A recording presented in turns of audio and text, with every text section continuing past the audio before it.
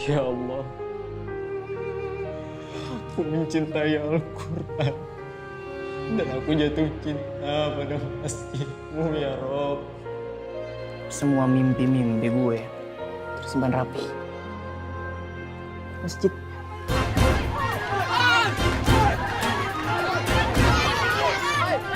Alasan aja lu. Tenang aja, lu mau ngejar-ngejar gua kan?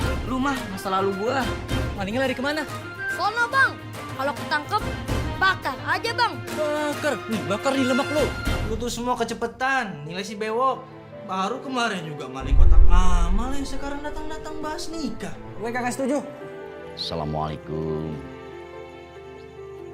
Subuh berjamaah. Dalam masjid sana, dulu gue punya impian.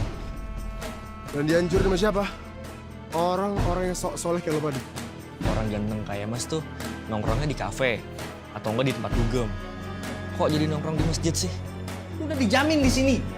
Tapi ternyata lu tuh nggak tahu cara berterima kasih. Cuma ibu, harta terbaik gue. Tapi di akhir hidupnya, gue gak bisa ngapa-ngapain. Bang, Budi terlalu fokus sama kerjaan Budi dan Budi terlalu fokus sama beasiswa mah. Budi lupa sama keluarga. Kamu harus selalu semangat, percaya sama Allah. Yang namanya amal tanpa ilmu itu kayak buih di lautan. Udah sholat kan?